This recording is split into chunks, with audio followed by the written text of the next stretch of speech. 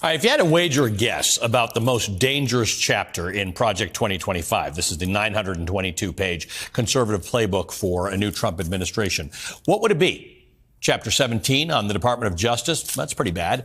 Chapter 2 on the presidency, Chapter 6 on the State Department. They're all good guesses, but in today's edition of Inside Project 2025, we're digging into a chapter that might not seem so obvious in the grand scheme of things. It's Chapter 8.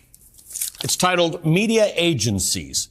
And let me explain why this section poses as great a danger as any other chapter in this tome. A large portion of this chapter is dedicated to eliminating the independence of the Voice of America, which is a publicly funded international broadcaster that produces journalism in 48 languages for a global audience. Some of the largest VOA audiences are in China, India, and Iraq. This brings a free press to places that tend to lack journalistic freedom.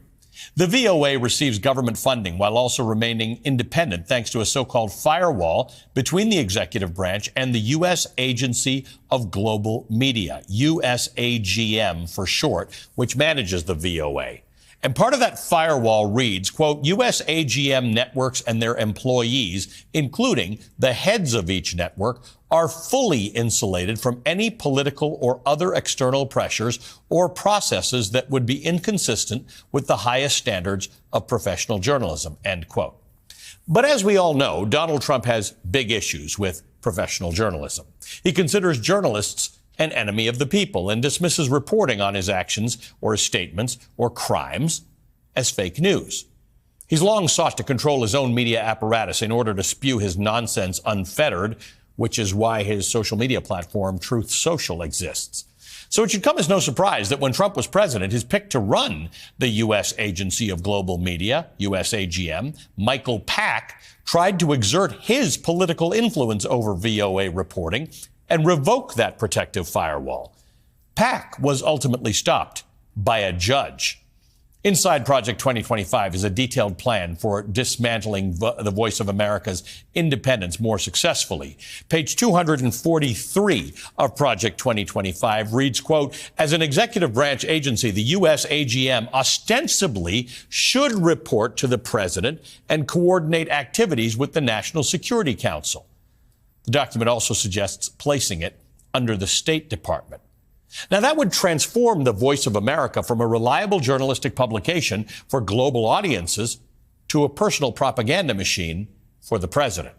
It continues, ensuring that taxpayer-funded TV, radio, and messaging tells America's story is imperative. Currently, VOA's foreign language TV programming is unreliable in telling America's story, given its amorphous interpretation of its independence firewall, end quote. There's nothing amorphous about journalistic independence. Let's imagine for a moment what America's story might look like to an administration that's infused an overly Christian nationalist ideology.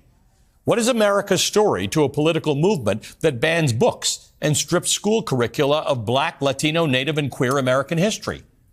This is how authoritarianism takes root, by controlling, first, the flow of information.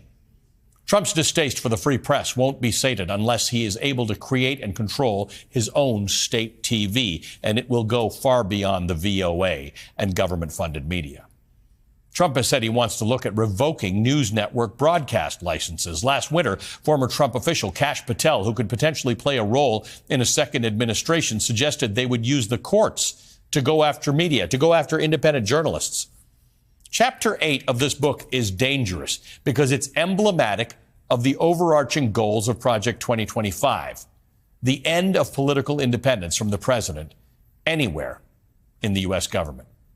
Joining me now is Zach Beecham. He is a senior correspondent at Vox. He's the author of the book, The Reactionary Spirit, How America's Most Insidious Political Tradition Swept the World. Zach, there are a number of people who have asked me about this specifically to say they understand the abortion stuff. They understand the controlling the State Department. They understand the Department of Justice stuff. What's this stuff about media?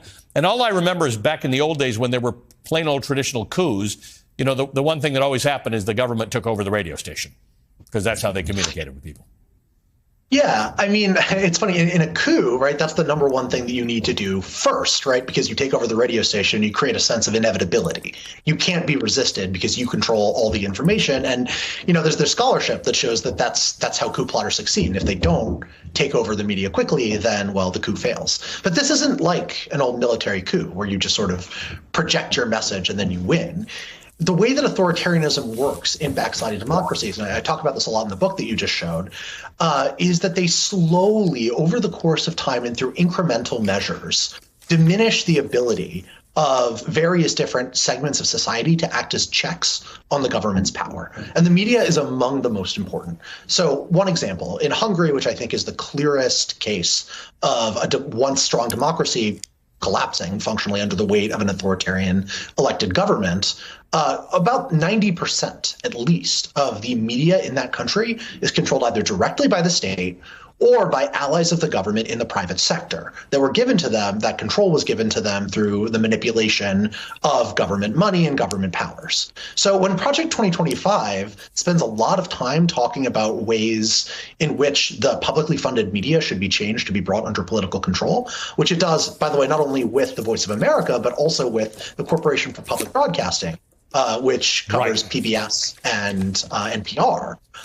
There's a lot of really worrying things for me as somebody who writes about this stuff. So I'm glad you brought up Hungary, because on page 237 of Project 2025, it speaks of another government-funded agency, Radio Free Europe and Radio Liberty. And it has its own section here in which it says the recent addition of Radio Free Europe, Radio Liberty's Hungarian language service falls outside the intended scope of Radio Free Europe, Radio Liberty's charter by targeting a democratically elected, pro-American, European, and NATO ally. Now, that's interesting because Hungary itself has limited its free media. Radio Free Europe and Radio Liberty broadcast in Russian language, in Hungarian language into Hungary, and specifically Project 2025 says that nonsense should stop. Yeah, I mean, to me, this is emblematic of the way in which the American conservative movement has become deeply entangled with the Hungarian authoritarian project, right? They really believe that Viktor Orban should be a model for the United States. J.D. Vance has said this explicitly multiple times, right? Like no holds barred. And my reporting has shown that Ron DeSantis has modeled his policies, at least one, the Don't Say Gay bill, on a similar bill that was passed in Hungary. So Hungary has become, to American conservatives, a lot like what Scandinavian countries are to the American left, sort of a perfect encapsulation of what society should be like, or what it would be like if they had their way. So in saying, butt out of Hungarian affairs, Radio Free Europe, what they're saying is stop interfering with a project, a political project, whose goals and methods we basically approve of. How far can this go? Because it's an interesting chapter, and as you say, it covers a lot of things that we know about, but it doesn't cover taking over MSNBC, for instance. Donald Trump has said he would like the head of our company, we'd like to get our licenses revoked. We don't have licenses, and he'd like to see the head of our company face capital punishment.